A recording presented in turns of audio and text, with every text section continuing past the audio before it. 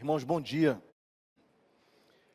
Nós vamos, nesta manhã, compartilhar com vocês o texto do Salmo 93, que a gente leu na liturgia.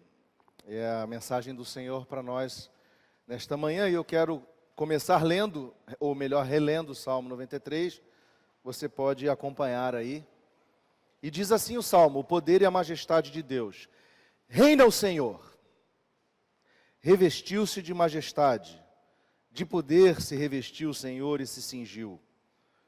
Firmou o mundo que não vacila. Desde a antiguidade está firme o teu trono, tu és desde a eternidade. Levantam os rios, ó Senhor, levantam os rios o seu bramido, levantam os rios o seu fragor. Mas o Senhor nas alturas é mais poderoso do que o bramido das grandes águas, do que os poderosos vagalhões do mar. Fidelíssimos são os teus testemunhos. À tua casa convém a santidade, Senhor, para todo sempre. Palavra do Senhor. Vamos curvar a fronte e vamos orar mais uma vez. Senhor, nesse momento em que abrimos a tua palavra para aprendermos de ti, aquilo que tu tens para nos falar nesta manhã. Ó Deus, que tu prepares o nosso coração como terra fofa, para que ele acolha os ensinamentos, e esses ensinamentos possam frutificar para a vida eterna. Toma cativo todo o nosso pensamento a Cristo Jesus, de modo que saiamos daqui edificados, fortalecidos, alimentados pela tua palavra, pela presença do teu Espírito, ó Deus. É o nosso pedido, a nossa oração, que fazemos em nome de Jesus. Amém. Meus irmãos, não tem muito tempo que comemoramos o dia da proclamação da República. Sabemos que foi um evento, na verdade, que foi mais quase como que um complô, né? Onde aqueles que eram de ideias republicanas presidencialistas decidiram expulsar do Brasil a família real, e mais ou menos há cerca de uns 130 anos, a família real foi expulsa do Brasil e não pôde voltar a pisar no Brasil por 30 anos. E, a despeito disso, hoje, nos nossos dias, ainda existe um movimento monarquista. Há herdeiros dessa família real. O príncipe Dom Luís de Orleans e Bragança, que é o mais velho de todos os príncipes, que é tataraneto de Dom Pedro II e bisneto de Isabel, ele advoga a ideia do retorno da monarquia, diz que está disponível, se assim o povo quiser. E há muitos mesmo, que gostam, acham interessante essa ideia da monarquia, porque, afinal de contas, a monarquia que o Brasil experimentou no século XIX foi uma monarquia bem equilibrada, onde não havia apenas 3 poderes, legislativo, executivo e judiciário, mas havia um 4º poder chamado poder moderador. E dizem que essa era a grande virtude, porque o imperador conseguia manter a nação e os poderes de forma equilibrada, de forma que havia, por parte do imperador, aquela incumbência de ser o guardião das liberdades públicas, né? E assim aconteceu, segundo os monarquistas, nesse período, quando Dom Pedro II, e melhor mesmo, durante a fase de Dom Pedro II, quando o Brasil experimentou, digamos assim, esse momento especial na visão deles, né? Mas por trás desse desejo monarquista, precisamos entender as motivações. Na verdade, as motivações são relacionadas à esperança de que na pessoa do rei ou imperador venham tempos de paz, o imperador consiga resolver os problemas de uma nação tão complexa como a nossa, né? Alguém que não tem interesses partidários, porque está além dos partidos, alguém que preza pela família, que quer manter os preceitos tradicionais da família, alguém que preza pela honestidade, né? E que seja capaz de trazer paz aos seus súditos. Essa é a motivação. Irmãos, essa era a realidade do povo de Israel. E esse texto que lemos do Salmo 93 faz parte de um conjunto de salmos que vai até o Salmo 100, excluindo o 94, que são chamados salmos de coroação, onde o salmista apresenta Deus, Javé, como o rei. Nós precisamos lembrar que esse paradigma da monarquia era algo que era a realidade de Israel. Né? Foram centenas de anos que Israel foi conduzida até o cativeiro da Babilônia por reis que conduziram a nação, né, sendo o primeiro desses reis Saul. E esses reis, eles traziam aquela visão de que eles eram o ungido de Deus para conduzir a nação, para conduzir o povo no seu estabelecimento na terra prometida, e que esse povo era o povo de propriedade exclusiva desse Deus. Então o povo de Israel experimentava basicamente 3 ofícios na sua experiência como nação. O ofício chamado de profeta, que era aquela pessoa que tinha a boca de Deus, falava os oráculos de Deus. O ofício do sacerdote, que era aquele que era o intermediador para o serviço religioso, que levava o povo à adoração, né, que ministrava no templo, e o rei, que era o ungido, aquele que era chamado para administrar e conduzir o povo. Né? Eles sempre olhavam para Deus como sendo o Rei Supremo, como sendo o grande libertador. E isso é refletido na literatura dos Salmos. E é o caso específico desse Salmo 93. E para este Salmo 93, a reflexão que eu queria propor a vocês hoje de manhã, né, o tema dessa reflexão é Deus acima do caos. Deus acima do caos. O Salmo inicia dizendo assim: reina o Senhor, revestiu-se de majestade, de poder se revestiu o Senhor, e se cingiu, firmou o mundo que não vacila. Desde a antiguidade está firme o teu trono, tu és desde a eternidade. Meus irmãos, a primeira lição que nós aprendemos nesses 2 versos é que Deus rege o mundo. Deus rege o mundo. E esses versos nos trazem muitas informações, porque, primeiramente, a expressão reina o Senhor, segundo o comentarista Derek Kidner, tem a força de um brado, de uma proclamação. Foi por isso que eu li dessa forma. Reina o Senhor, é um brado, uma proclamação. E o texto inicia colocando de nós essa perspectiva de que existe um reino, e que Deus Javé é o rei desse reino. Na linguagem dos Salmos, nós podemos compreender um pouco melhor como é essa relação entre Deus e o seu reino. Quando lemos, por exemplo, no Salmo 10, quando nos diz que o Senhor Javé é rei eterno. Ou mesmo quando lemos no Salmo 47, que diz que o Altíssimo é o grande rei de toda a terra. Ou mesmo, complementando com o Salmo 96, que afirma que Javé é o Deus supremo e grande rei acima de todos os deuses. O Salmo 96, no verso 10, diz assim: reina o Senhor, Ele firmou o mundo para que não se abale e julga os povos com equidade. Fica evidente de tantos salmos e tantos escritos que Javé, o Criador, é o Rei eterno sobre toda a criação, irmãos, sobre todos os povos, sobre todas as nações, sobre todos os reinos, sobre todo o cosmos e todo o universo. É Rei eterno. E Ele está fora do nosso paradigma tempo-espaço. Ele é um Rei eterno que virá em poder. Esse brado reina o Senhor se opõe frontalmente com a ideia deísta de que Deus deu a partida na existência do mundo e foi fazer outra coisa. Não, Deus é um Deus presente. Deus é um Deus que domina sobre tudo e sobre todos. Nada foge ao seu olhar. Ele firmou o mundo e esse mundo não oscila. Deus estabeleceu sobre o mundo seu governo providencial, e assim Ele administra, preserva e sustenta esse mundo. E a isso chamamos de providência divina. Ao dizer que Deus vestiu-se de majestade, o salmista na realidade usa símbolos dos atributos da sabedoria e da justiça com os quais Deus rege o mundo. Deus, como Criador do mundo, não o abandona. Deus é sempre justo, irmãos. Deus é sempre a fonte de toda justiça. Calvino, quando comenta esse salmo, ele faz a seguinte reflexão. Ouçam bem. Muitos leem reina o Senhor e admitem este ensinamento como uma verdade escrita. Mas são poucos aqueles que tomam isso como escudo contra as hostilidades desse mundo, de modo a não temerem as circunstâncias mais terríveis que vêm a experimentar.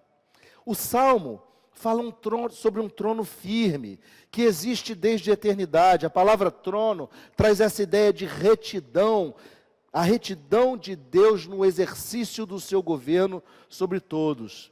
É importante a gente lembrar que na perspectiva judaica, um reino eterno traz a ideia também de um reino nos céus. E assim, o pensamento de um reino eterno aponta para o aspecto futuro desse reino, para o aspecto escatológico. Nessa perspectiva, estar sob um reinado é estar sob o jugo de um rei.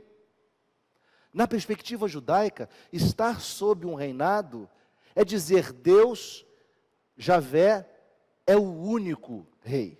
E eu aceito estar sob o seu jugo. Isso nos traz a lembrança, a figura do rei redentor. A expectativa de um rei, de um ungido que traria o completo shalom, a completa paz a Israel, que traria a completa salvação a Israel. E essa expectativa, ela é evidente nos escritos dos profetas. Por exemplo, vamos entrar agora no período de Natal e vamos ler esses textos. O profeta Isaías, no capítulo 9, verso 6, diz assim: porque um menino nos nasceu, um filho se nos deu, o governo está sobre os seus ombros, e o seu nome será maravilhoso conselheiro, Deus forte, Pai da eternidade, príncipe da paz, para que se aumente o seu governo, e venha a paz sem fim sobre o trono de Davi, e sobre o seu reino, para o estabelecer e o firmar, mediante o juízo e a justiça, desde agora e para sempre. O zelo do Senhor dos Exércitos fará isso. Mas também o profeta Jeremias, um pouco mais adiante no tempo, em Jeremias 23, ele diz: eis que vem dias, diz o Senhor, em que levantarei a Davi um renovo justo, e rei que é, reinará, e agirá sabiamente, e executará o juízo e a justiça na terra. Nos seus dias, Judá será salvo, Israel habitará seguro. Será este o seu nome, com que será chamado Senhor, justiça nossa. E por fim, o profeta Miqueias, no capítulo 5, verso 2, quando diz assim: e tu, Belém Efrata, pequena cidade, demais para figurar como grupo de milhares de Judá, de ti me sairá o que há de reinar em Israel, e cujas origens são desde os tempos antigos, desde os dias da eternidade. Meus irmãos, dizer que o Senhor reina é tomarmos sobre nós o jugo do ungido de Deus, Jesus Cristo, nosso Messias. É acatarmos a sua palavra, que ele diz em Mateus 11, 28, quando ele nos diz assim: vinde a mim todos os que estáis cansados e sobrecarregados, e eu vos aliviarei. Tomai sobre vós o meu jugo e aprendei de mim, porque eu sou manso e humilde de coração, porque o meu jugo é suave e meu fardo é leve, e achareis descanso para vossas almas. Meus irmãos, dizer reina o Senhor é olharmos para a sua vinda futura, quando Ele restaurará todas as coisas. Nós precisamos parar de pensar que nossas vidas dependem dos reinos e dos reis deste mundo, como fazem os monarquistas. Nós pertencemos a outro reino, que não é deste mundo, e é do rei deste outro reino que nós dependemos. Nós não dependemos de um rei terreno, nós dependemos de um rei eterno.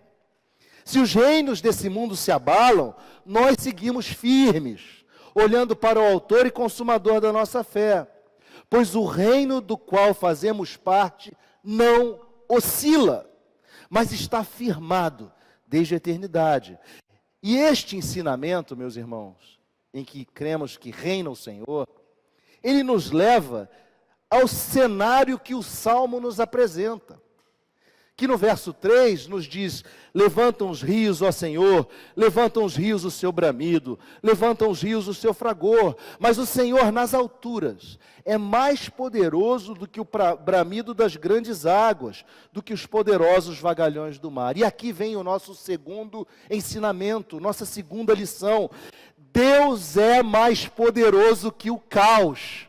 Deus é mais poderoso que o caos. O salmista nos apresenta uma cena caótica, uma cena de caos sobre as águas dos rios e sobre as águas dos mares. Nós vemos, por exemplo, no Salmo 29, que a voz do Senhor se manifesta sobre as muitas águas. A voz do Senhor é cheia de majestade nos trovões. A voz do Senhor quebra os cedros. Há uma clara associação entre a voz do Senhor e os fenômenos da natureza. Mas há também uma clara visão de que Deus está acima de tudo. E a tudo controla. Tudo está a seu serviço, irmãos. Deus mantém sua fidelidade para com seu povo, ainda que o caos esteja instalado. Eu fico a imaginar as calamidades naturais que muitas vezes nós vemos nas televisões e até mesmo atravessamos, né? Quando rios se enchem e fazem as montanhas desabarem, pedras rolarem umas sobre as outras, com um poder destruidor incontrolável, arruinando cidades, arruinando vidas, reduzindo o homem a nada, expondo totalmente a nossa limitação.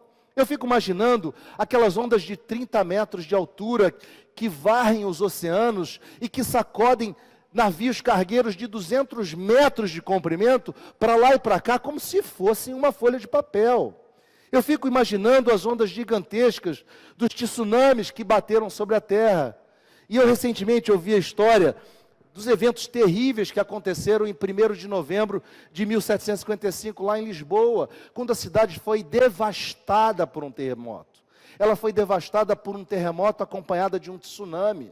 Foi uma situação de caos total. O terremoto arrebentou com as casas, com as igrejas. As pessoas estavam nas igrejas celebrando o dia de Todos os Santos, correram para longe, as suas casas começaram a pegar fogo, e quando olham para o rio Tejo, porque Lisboa está às margens do rio Tejo, veem o rio encolhendo, ficando seco, e creram que aquilo era uma orientação de Deus para que elas corressem para o rio e atravessassem para outra margem. Lê do engano. O rio vazou, secou porque estava vindo de tsunami, ondas de até 10 metros. Varreram a cidade. E foram quase 90 mil mortos, diz a história. Isso aconteceu no século XVIII, irmãos, um caos total. Sem falar no caos que matou 200 mil pessoas há 10 anos atrás, lá na Indonésia. Meus irmãos, Deus está sobre todas essas coisas. Deus reina sobre todas essas coisas. O Salmo nos diz: o Senhor nas alturas é mais poderoso que o bramido das grandes águas e do que os poderosos vagalhões do mar. Que afirmação tremenda, meus irmãos. Nada pode se comparar ou mesmo superar o poder do nosso Deus, nem o caos extremo. Todas as coisas estão submissas ao Rei dos Reis e ao Senhor dos Senhores. Não cai nenhum fio de cabelo sequer da sua cabeça, ou da nossa cabeça, sem que seja do consentimento dele. Portanto, Deus é mais poderoso que o caos, mas afirmar isso não é fácil. Afirmar isso não é fácil, e o texto nos explica o porquê. O texto termina no verso 5, dizendo o seguinte: fidelíssimos são os teus testemunhos, à tua casa convém a santidade, Senhor, para todo sempre. A terceira lição que aprendemos desse texto é que os testemunhos do Senhor nos satisfazem. Do verso 5, nós aprendemos que os testemunhos do Senhor são fiéis e nos conduzem à santificação. A lei do Senhor nos conduz à misericórdia e à bondade de Deus. Precisamos lembrar que mandamentos, testemunhos e estatutos eram um tripé que estava completamente relacionado com a aliança que Deus tinha com seu povo. Nós vemos no Antigo Testamento profetas, sacerdotes e reis relembrando constantemente o povo sobre a necessidade de guardarem os mandamentos, os estatutos e os testemunhos do Senhor, para que pudessem desfrutar o pleno shalom. No Ouve, ó Israel, que é o Shema Israel, lá em Deuteronômio 6:4, quando Moisés diz: o Senhor Deus é o único Deus, Moisés chama aqueles homens e mulheres a atitude de guardar diligentemente mandamentos, testemunhos e estatutos do Senhor, para que fossem bem-sucedidos, para que pudessem desfrutar das promessas feitas por Deus aos patriarcas. Essa foi, por exemplo, a instrução de Davi ao seu filho Salomão, quando no leito de morte, ele pediu que Salomão, ou instruiu Salomão, para que Salomão guardasse os preceitos do Senhor, os seus estatutos, os seus mandamentos, os seus juízos e os seus testemunhos, para que Deus estivesse sempre e mantivesse sempre a sua promessa de nunca faltar sucessor ao trono de Israel. Foram essas as palavras que o rei Josias disse ao povo, quando no seu grande avivamento, fez a reforma do templo, achou o livro da lei, leu o livro e disse ao povo: vocês precisam guardar, vocês precisam se arrepender e guardar os mandamentos, estatutos e testemunhos do Senhor. Irmãos, os testemunhos do Senhor nos levam de volta à nossa relação de aliança. E quando você pensa em aliança e pensa em testemunho, isso nos remete à arca da aliança. O que tinha dentro da arca? Dentro da arca tinha as tábuas da lei, dentro da arca tinha um pote com maná e dentro da arca tinha a vara de Arão. Essas três coisas nos remetem à direção e à luz que a lei de Deus nos dá, a confiança na provisão de Deus que sustentou o seu povo no deserto através do maná, e também a consciência do governo de Deus através do seu ungido. Na boca do salmista estavam os benefícios do testemunho do Senhor. Salmo 119, verso 24, diz assim: com efeito, os teus testemunhos são meu prazer, são os meus conselheiros. O desejo do salmista era guardar os testemunhos do Senhor. Davi ora e pede no Salmo 119, de todo o coração te busquei, diz Davi, não me deixes fugir aos teus mandamentos, guardo no coração as tuas palavras para não pecar contra ti. Bendito és tu, Senhor, ensina-me os teus preceitos. Sê generoso para com teu servo, para que eu viva e observe a tua palavra. Inclina-me o coração aos teus testemunhos e não a cobiça. Meus irmãos, nós precisamos da lucidez que provém dos testemunhos do Senhor. A palavra nos ensina que lâmpada para os nossos pés é a palavra de Deus e luz para os caminhos. Nós precisamos nos apegar com o nosso coração à palavra, aos testemunhos de Deus. Somente essa atitude de guardar os testemunhos do Senhor pode nos levar a olhar para o caos e dizer: reina o Senhor. Percebam, somente através da instrução dos testemunhos do Senhor seremos capazes de olhar para o caos e dizer: reina o Senhor.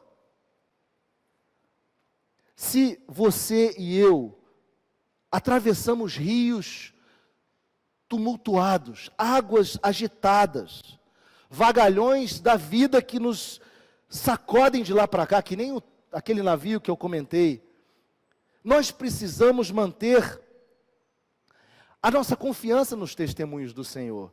Ainda que nós estejamos sem visão de terra firme, você está no meio do mar, teu barco é sacudido, você não enxerga a terra firme, mas você sabe que reina o Senhor.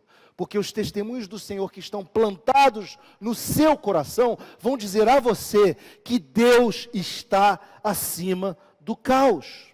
Os testemunhos do Senhor nos mantêm santificados, conscientes de que chegaremos a um porto seguro e de que Jesus, por amor a nós, fará com que os ventos cessem, fará com que a bonança se estabeleça. Somente através dos testemunhos do Senhor, nós teremos a capacidade de perceber a bondade do Senhor em meio ao caos.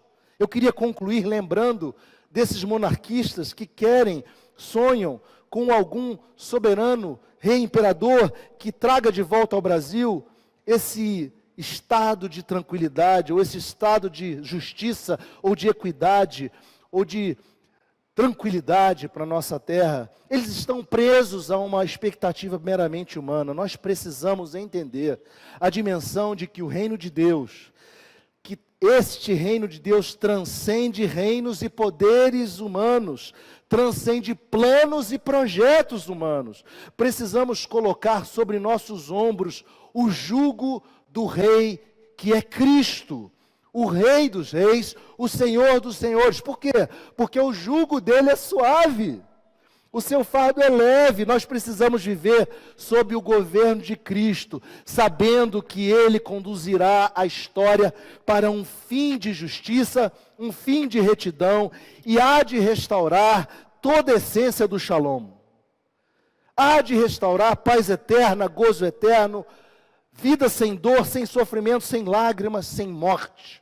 Precisamos viver e experimentar a declaração de que o Senhor reina. Cristo reina com poder, com justiça, com bondade, com misericórdia. Precisamos entender que todas as coisas cooperam para o bem daqueles que amam a Deus, daqueles que foram chamados segundo o seu propósito. Precisamos olhar para as águas agitadas da vida e entender que o Senhor é poderoso nas alturas, que o Senhor, o Altíssimo, é mais poderoso do que as grandes águas. Deus é mais poderoso que o bramido das grandes vagas que nos acometem na vida. Deus é mais poderoso que as águas que muitas vezes nos fazem submergir. Que Deus nos ajude a compreender que Ele está acima do caos. E que possamos a cada dia clamar e proclamar: reina o Senhor. Que Deus te abençoe, que Deus guarde essa palavra no seu coração e ajude você a enfrentar os embates das águas tumultuadas, porque reina o Senhor. Amém?